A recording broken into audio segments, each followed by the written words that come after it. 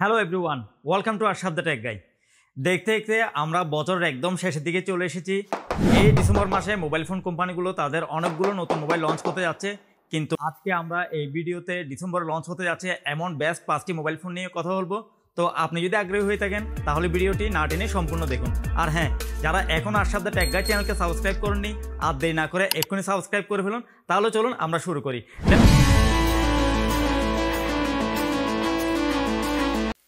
এই ডিসেম্বর মাসে Vivo launch করতে যাচ্ছে তাদের লেটেস্ট ফোন ভিভো IQ13। যারা বিশেষ করে গেমিংয়ের জন্য ফোন খুঁজছেন, এই ফোনটা তাদের জন্য হতে পারে একটা বেস্ট চয়েস, কারণ এই ফোনে ব্যবহার করা হয়েছে স্ন্যাপড্রাগনের লেটেস্ট প্রসেসর 8 এলিট এবং সাথে দিয়েছে ডিসপ্লে 6.7 ইঞ্চি অ্যামোলেড ডিসপ্লে। আর এই ফোনের মধ্যে 144 হার্টজ রিফ্রেশ রেট দিয়েছে, যার ফলে গেমিংয়ে এবং ওভারঅল ইউজের ক্ষেত্রে একটা স্পিড এবং স্মুথনেস পাওয়া যাবে। আর এই ফোনের র্যাম দিয়েছে 16 জিবি, সাথে স্টোরেজ হচ্ছে 512 জিবি। রিয়ার ক্যামেরাতে ব্যবহার করা হয়েছে 50 মেগাপিক্সেলের ট্রিপল ক্যামেরা এবং ফ্রন্ট ক্যামেরাতে ব্যবহার করা হয়েছে 32 মেগাপিক্সেল।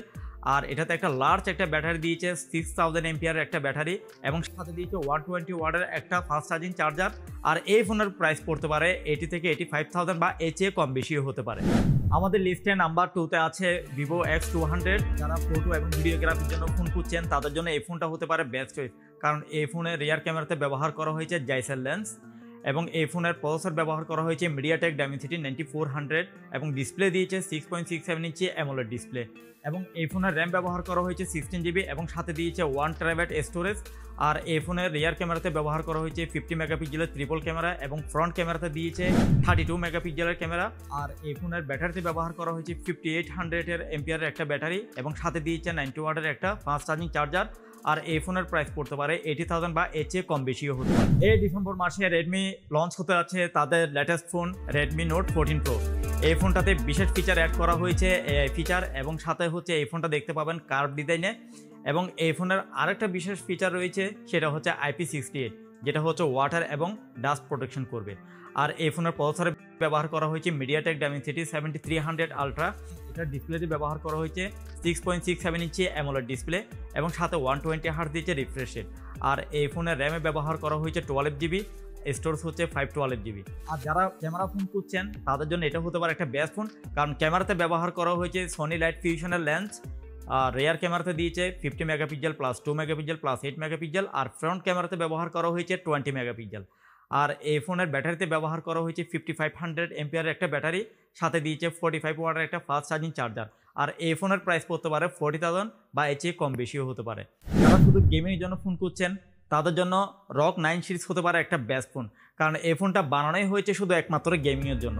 এই ফোনে হাই গেমিং এক্সপিরিয়েন্স পাওয়ার জন্য ব্যবহার করা হয়েছে স্ন্যাপড্রাগনের লেটেস্ট প্রসেসর 8 এলিট, সাথে দিয়েছে ডিসপ্লে 6.7 ইঞ্চি অ্যামোলেড ডিসপ্লে, সাথে রিফ্রেশ রেট দিয়েছে 185 হার্টজ। এই ফোনের র্যাম ব্যবহার করা হয়েছে 24 জিবি এবং স্টোরেজ দিয়েছে 1 টেরাবাইট। এই ফোনের রিয়ার ক্যামেরাতে ব্যবহার করা হয়েছে 50 megapixel plus 13 megapixel plus 32 megapixel এবং ফ্রন্ট ক্যামেরাতে ব্যবহার করা হয়েছে 32 মেগাপিক্সেলের ক্যামেরা। আর এই ফোনের ব্যাটারিতে দিয়েছে 5800 এমপিআরের একটা ব্যাটারি আর সাথে দিয়েছে 65 ওয়াটের একটা চার্জার। আর এই ফোনের প্রাইস পড়তে পারে 1,20,000 বা এর চেয়ে কম বেশিও হতে পারে। বছরের শেষে মোটরোলা তাদের নতুন ফোন লঞ্চ করেছে, মোটরোলা মোটো G35 5G। এই ফোনের প্রসেসর ব্যবহার করা হয়েছে ইউনিসক T760 এবং ডিসপ্লেতে ব্যবহার করা হয়েছে 6.72 ইঞ্চি LCD ডিসপ্লে এবং সাথে দিয়েছে 120 হার্টজ রিফ্রেশ রেট। এবং এই ফোনের র্যাম দিয়েছে 4 জিবি, স্টোরেজ হচ্ছে 128 জিবি এবং এই ফোনের রিয়ার ক্যামেরাতে ব্যবহার করা হয়েছে 50 মেগাপিক্সেল প্লাস 8 মেগাপিক্সেল এবং সাথে ফ্রন্ট ক্যামেরাতে দিয়েছে 16 মেগাপিক্সেল। আর এই ফোনের ব্যাটারিতে ব্যবহার করা হয়েছে 5000 এমপিআরের একটা ব্যাটারি, সাথে 18 ওয়াটের একটা চার্জার দিয়েছে। আর এই ফোনের প্রাইস সম্পর্কে এখনই কিছু বলা আছে।